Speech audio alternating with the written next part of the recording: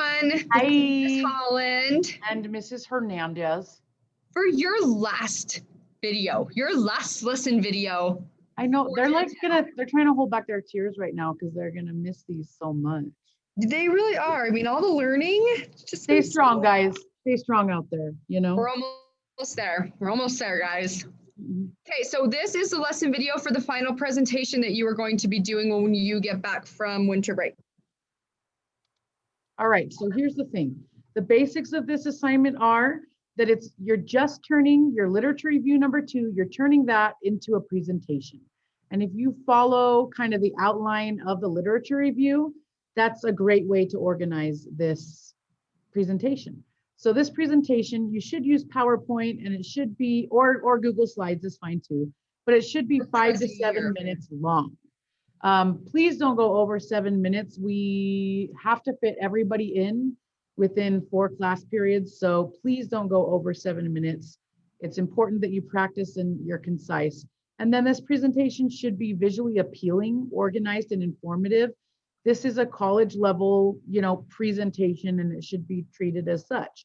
And then this presentation, at the end of the day, it should make people care about your topic, just like a literature review, that your literature review should make people care about your topic.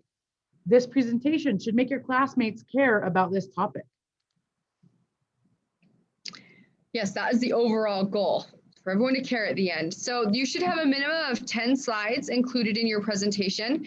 The slides need to be just well formatted, clear. They should contain no convention errors. So make sure that you're giving that the same priority as you would if you were writing it in a paper. We don't want to see any convention errors at all. We had a lot of people marked down last year for having convention errors in there. Yes. And also you can go over 10 slides if you need to, but keep in mind, you still need to keep the whole presentation under 7 minutes. So be judicious. So for clear and concise, just like if you were writing, your presentation itself needs to be clear and concise as well. The language on the slide should be clear and concise, and what you're actually saying should be clear and concise. And it's important, if you remember anything else from this video, please remember that you should not put word for word what you're going to say on the slide. You should have information on the slide, that you should not just stand up there and read word for word. You should have information on the slide and then have varied information coming out of your mouth, right? So please don't just stand up there and read your slides. That is 1000% not what a presentation is about. Your slides should have visual representations of the ideas that you're speaking aloud. And so keep in mind that your presentation should be carefully timed to last no longer than 5 to 7 minutes, but it still needs to be thorough. And it still needs to be clear enough that somebody who doesn't know anything about your topic, by the end of your presentation, they should be able to go and discuss that topic with someone else and care about it. And also your presentation should be long enough that it fulfills all of the criteria that we're going to discuss, and everything that's in this slide presentation is part of the grading rubric for this presentation. So as long as you're following everything here, we'll also give you a paper copy of the grading rubric. As long as you're following everything in this presentation and on the paper rubric, which are the same, you should be a-okay on your grade for this assignment.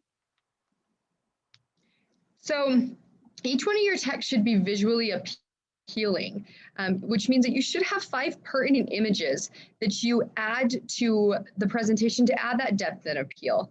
The text on each slide should be clearly readable from afar.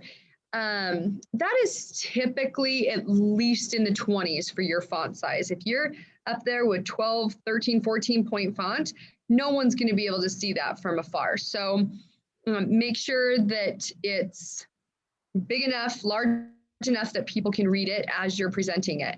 Because just like Ms. Hernandez says, you're going to have some key points listed on your slide, but you're not going to have this slide full of all sorts of words and then you're just going to sit up there and read it because you're going to bore all of us.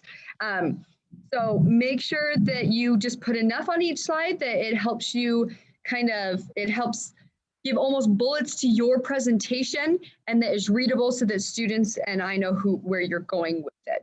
Please make sure that you have pertinent images too. Don't just put up a picture of a big, X or something to say this is against this topic. I don't know. I've seen students do that. That's why that was my example. It's probably a bad one. But Make sure they're pertinent images. And also, if the text on your slide is too small, there's no law against separating that information into two different slides. When in doubt, make a second slide. That's the rule. So your oral presentation skills, again, we don't all expect you to be, Martin Luther King, right? You're not going to all be incredible speakers, but within reason, you should be able to present your information orally, not because we're trying to, freak you out or give you anxiety, but because you will be presenting your learning and evidence of your learning throughout your entire college career. So you got to practice it now. Yep. And if you're uncomfortable with it, you got to figure out a way to become comfortable with it. You should speak clearly and audibly. A lot of times people speak faster when they're presenting than they normally do. So remind yourself to speak slowly and clearly. And then you should display, body language that's appropriate to the purpose and setting of the assignment. I'm not going to go into detail with that. Hopefully you've seen people present enough to know what's appropriate in an academic formal presentation setting. And you guys, this is even though it's formal, we're not asking you to dress up or, have any type of just extremely formal presentation. You've done a lot with your peers in this class. I hope you feel comfortable getting up there, discussing and explaining your presentation. Remember, we have a challenge this year, and that is trying to present wearing a mask, which is you're going to need to project your voice even more because of that. We all know how difficult it can be to understand when people have masks on. So just take that into consideration when you're presenting, that you are going to have to try to be more purposeful in the way that you are presenting your information. Okay, organization, it still needs to be organized. You should have a sequence of slides. It should be presented in a logical way. We should be able to follow you along as you go through. So even though you know your topic very well at this point, if you jump back and forth between things, you're going to confuse your audience. So think of it try to use the organizational structure that you have in your lit review so that you can present the information in a logical manner. All right, so here's how to organize it, right? And hopefully this sounds familiar to you because it'll be just like how you're organizing your literature review. So you're going to have an introduction. In your presentation, you're going to provide an insightful overview of your topic for those who are not familiar with your topic.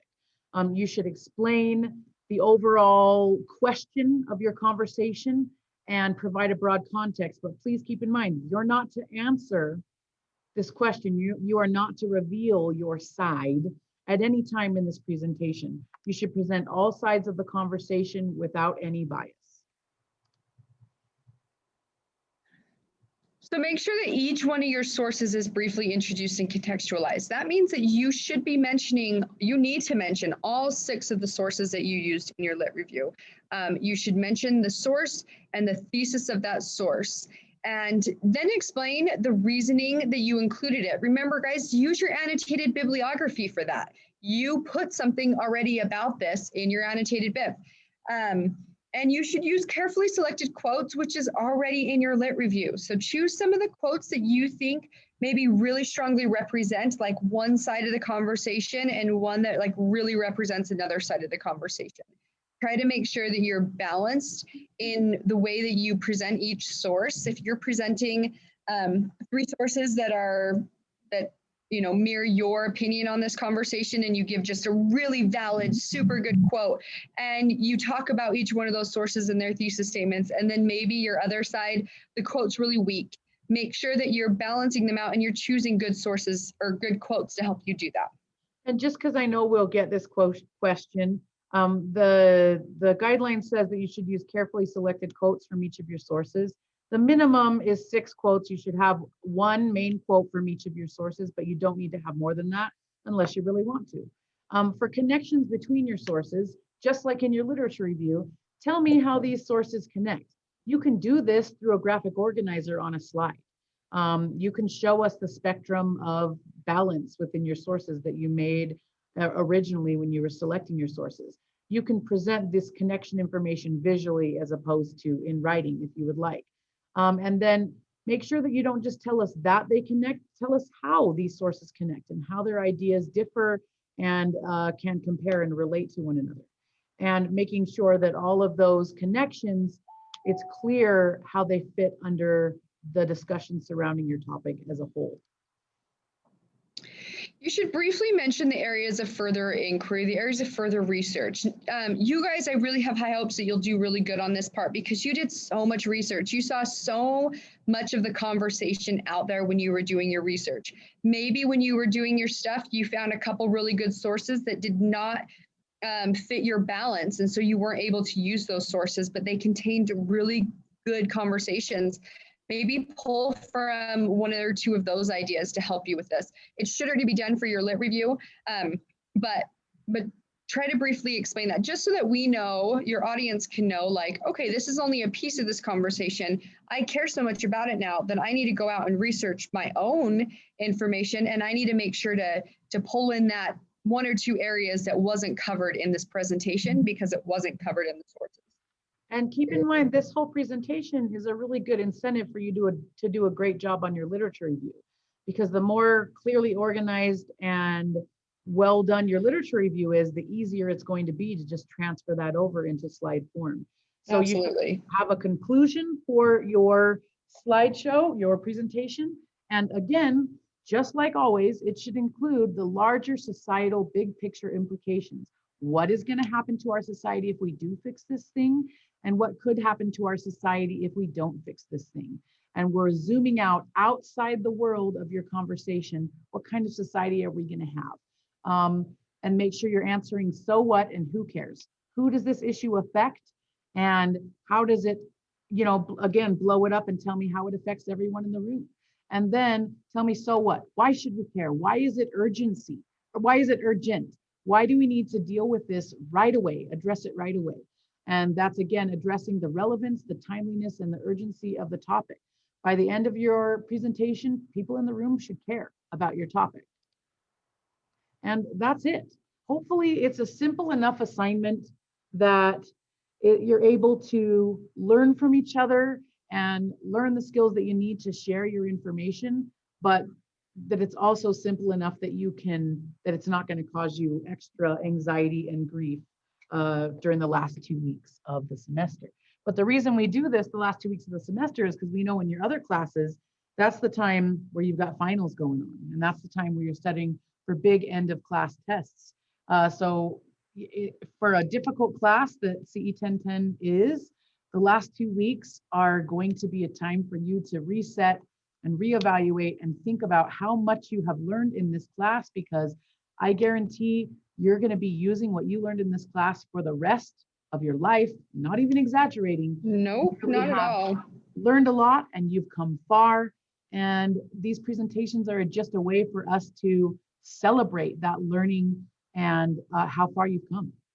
Also, one of the really great things about this presentation is for those of you, which should be all of you, who are going into 2010, these presentations are really going to help open your eyes to like some of the conversations out there. And maybe when you have to choose your own topic for 2010 for an argumentative piece, you're getting like so much information about so many different topics. And when you find one that like really fits this idea of social justice and you can use that idea. So when you're listening to presentations, if you find one that you're like, that's so cool, I've never even thought about that and I want to learn more about that, think of saving that for your 2010 argumentative paper, because it's a great way for you to start getting ideas of some of the important conversations that are going on out there.